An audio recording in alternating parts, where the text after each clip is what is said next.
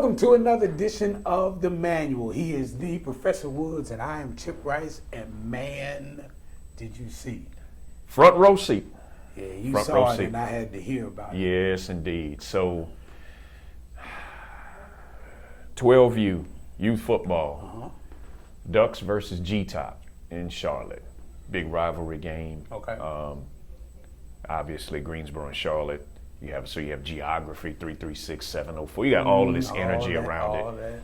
G-Top always brings good teams to the table, so nothing new there. I'd like to say Ducks bring good teams to the table too, but I'm biased, so I'll just put that out there. Your son, my God. Yeah, that's right. He's on that 12U team, right? Number 8, Aiden Woods, cornerback. All right. So G-Top jumps all over us, right? 28-6. I'm like, ugh. And I send you a text, and I'm Yeah. saying, okay, what's going on? Yeah. And you send me back 28-12. Not us. Not us. Right, that was my response. And so I'm thinking that, oh man, the game is over. I thought that was a final score. Yeah, no. And so, No. all right. So this team, first of all, shout out 12U Ducks. I've never really seen a youth team overcome this level of adversity in a game. Okay. Right? Number one, they're depleted, right? And I'm sure everybody has their nicks and bumps and bruises, but a lot of kids lost to injury. This was our third game of the weekend. Yeah. Right? So you already got that going on. One of our better running backs on Saturday in a previous game broke 2 bones in his hand, so he's not playing. Wow. Linebacker and running back, right? Starts on both sides, or plays heavy minutes on both sides. So anyway, you're down key players and all that kind of stuff. State championship game. So G-Top, they do G-Top things, right? They jump all over us, 28-6. Shout out to them, good team. This team, when you texted me, I think we had just scored, it's 28-12, right? But I'm still like, ooh, this team fights back. They fight all the way back. It's 2 minutes, 54 seconds left in the game. It's 28-26. Wow. 28-26. Got back in it. Tried to kick an onside kick. That was unsuccessful. So now it's first down. G-Top has the ball. So they snap the ball. Number 6 running back runs wide left. Defender meets him. As he's spinning him around, he's stripping the ball. Ball comes out, falls into the arms of number 1. Number 1 takes it to the house for a touchdown. Right. There's a whistle. So at this point, because I'm just being dad watching it from the end zone. But now when this happens, now I got to be football commissioner, because what is happening? Okay. So I run to the field, and the ref is like, it was an inadvertent whistle on me. Inadvertent whistle now by rule means play is dead, and the team, if in this case the ball was possessed by somebody, whether it was G-Top or the Ducks, take your pick. Right. But it was possessed, and under that rule, the possessing team gets to either replay the down or accept the play as it stands. Okay. Of course, if it's the Ducks, we're going to accept the play because it's a turnover. Right, absolutely. If it's G-Top, they want to replay the down because otherwise it's a turnover. Right. 2-point football game for the state championship on the line. State championship. Trip to the regional tournament next weekend. Refs say inadvertent play, G-Top has the ball. Now I'm standing from the end zone and I'm looking at this and I'm like, they don't. Right. We got video. Now there's no video replay in high school. I mean in youth football, so you can't use it. But we got video. Again, there's cameras everywhere. Somebody's watching what's going on. We got video. Oh my goodness. Pause, watch the video.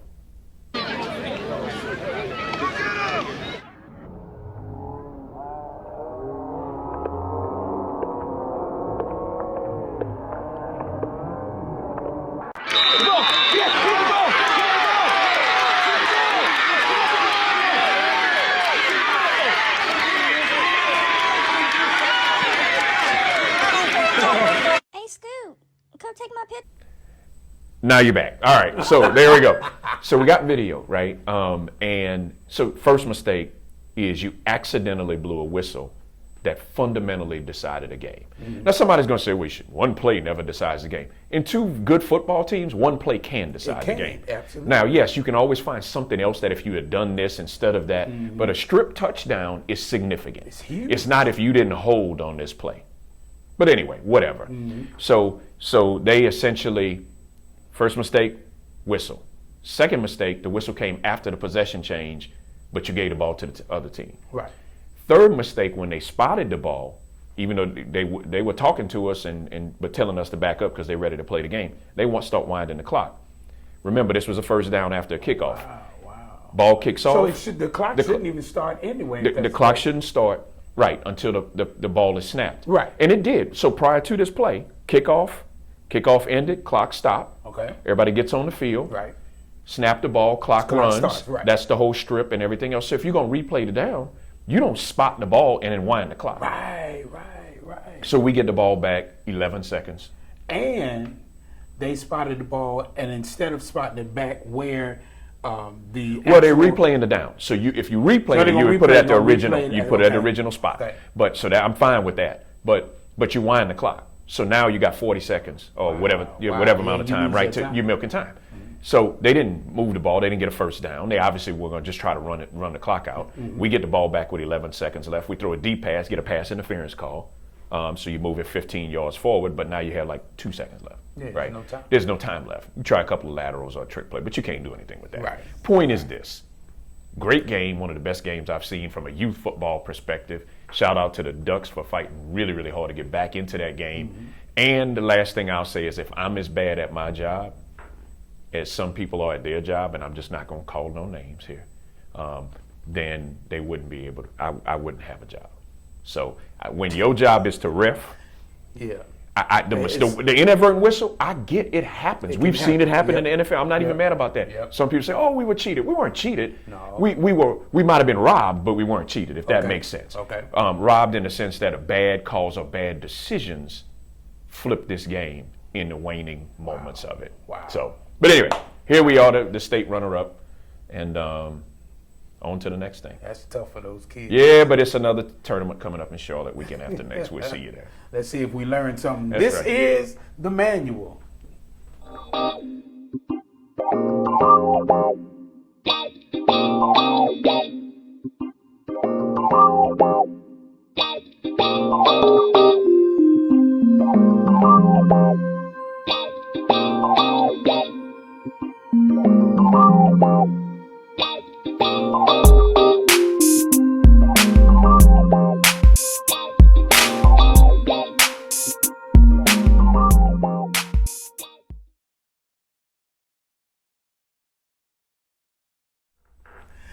So we're talking a little bit about what happened as far as the Ducks were concerned, and how one bad decision can impact everybody else that's going on. That's right. I think what's also interesting is we're also looking at billboards riding around our city, and we keep seeing this $1.9 billion Powerball that's out there, and so. Everybody's like, okay, I'd love to be the Powerball winner. So of course you can. But the question becomes, what kind of decisions do you now make if somebody basically gives you $1.9 billion? All right, so taxes, we know, what is it, like 40? 60? I think it'd be, isn't it 40%? Yeah, so 40%. Let's call it 50. Let's split the difference, call it 50. All right, so we'll just say $1 billion. Yeah. 950 million for those of y'all who want to. If you want to, yeah. 950. That's a lot of money. That's a lot of money. That is ignorant money. Of money. And what's been real interesting is the casual observer who watches that has gone out and got a ticket. Yeah, absolutely. You wasn't really moved by 100 million, 120 million, Yeah. no big thing, whatever. But now it's people going in convenience stores. So here's the interesting part to me is before we even get to the money part of it, or the what would you do with the money part of it, it's interesting because people that I know who were anti-lottery bought a ticket. Yeah. So now I got to ask a different question, right? With your sanctimonious self. Because if you truly have a conviction about it, the dollar amount shouldn't change it. It wouldn't change. It shouldn't change it.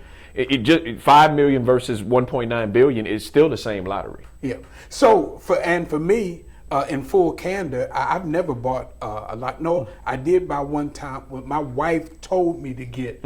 I've never bought a lottery ticket for myself, and it's just personal conviction. It ain't got nothing. I ain't saying that it's scripture behind none of Right. that. Correct. It's just a personal conviction Correct. for me that I've never bought one. Right. I promise you, if my wife wins or somebody else wins and they want to include us in on it, I'm going to receive everything you want me to have. So it's just a personal conviction. So for me, it didn't change, even though it's up to almost $2 billion. Correct. But there are people that have just tried to spiritualize it and tell you, that it's the money of the wicked, you doing wicked stuff. And I'm like, you can take that wicked money and lay it at my feet. I know what to do. Right. I know what to do. Yeah, I know what to do. I know exactly what to do with it. Yeah. But seeing that massive amount of money, it then becomes, okay, now what would you really do with that?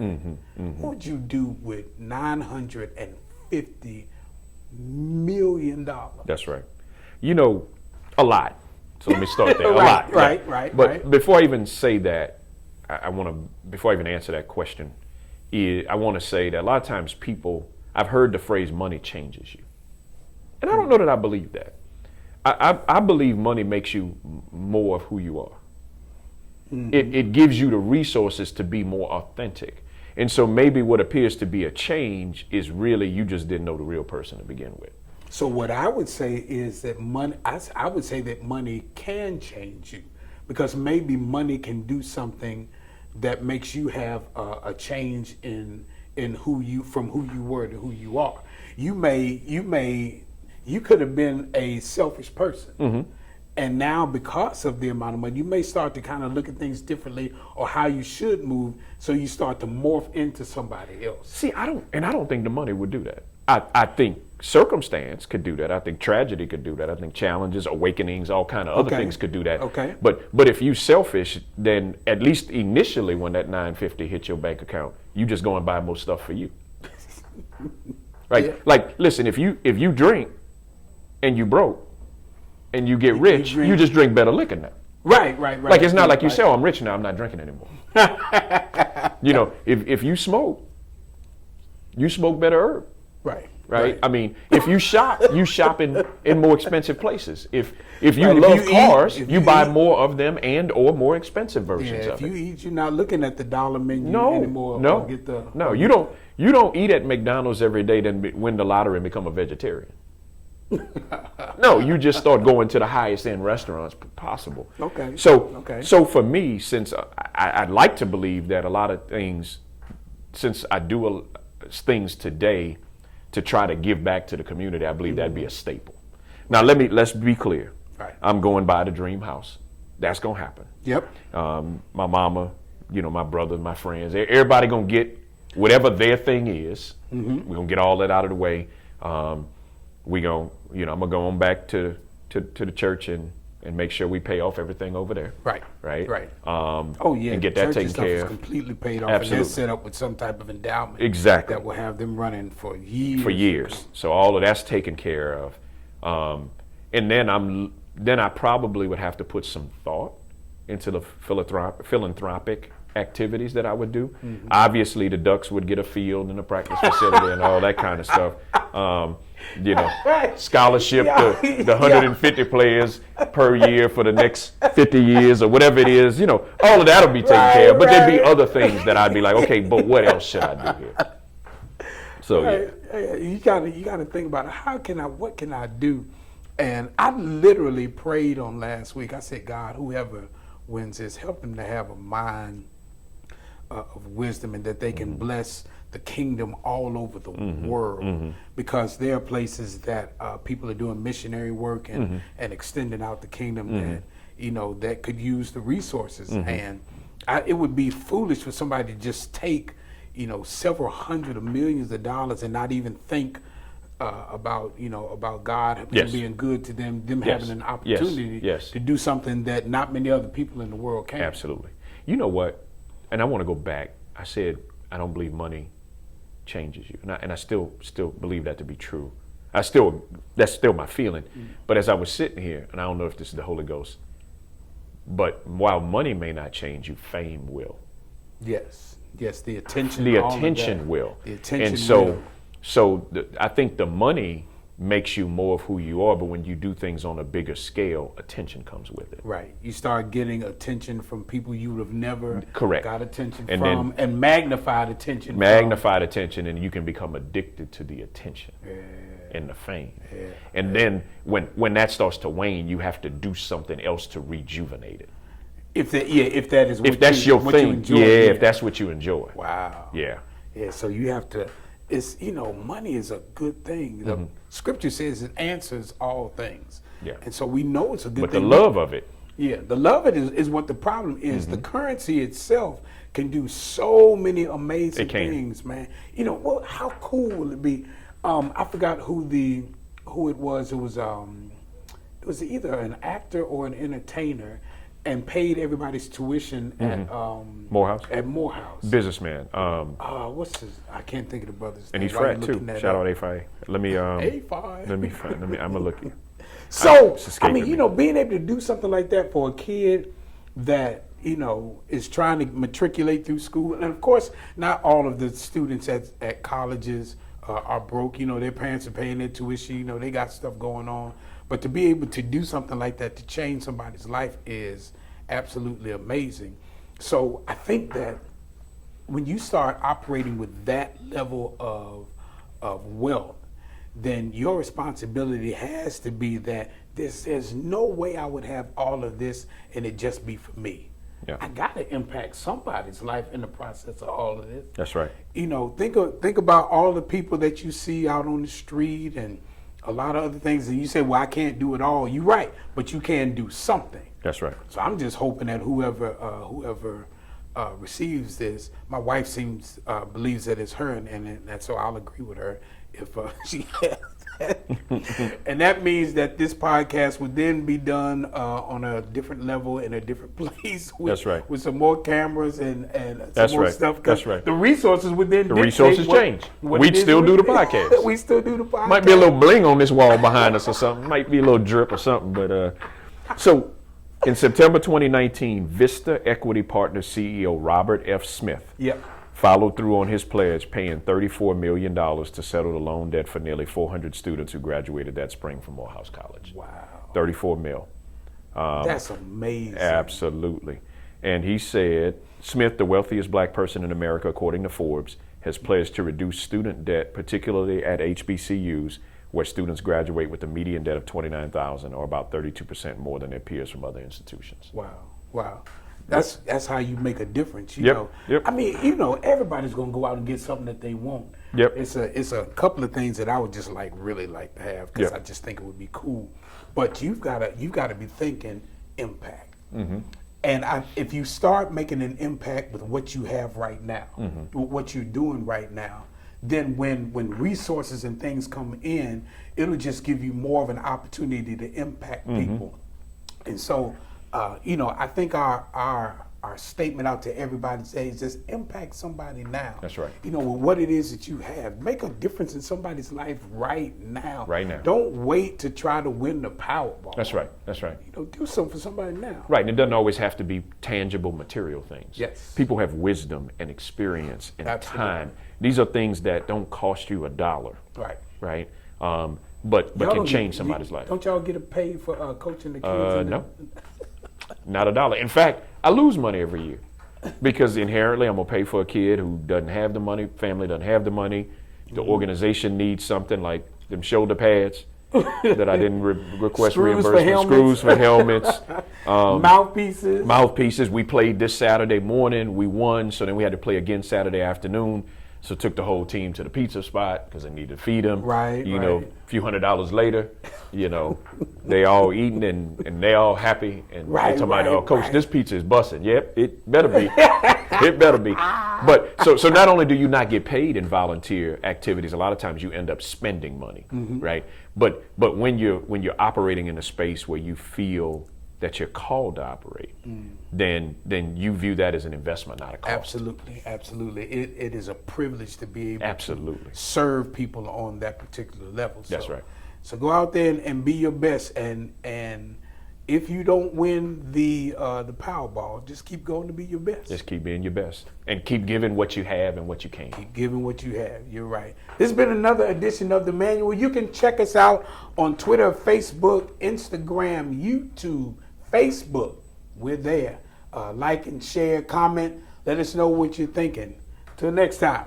He's the Professor Alton Woods. I'm Chip Rice. Y'all have a great day.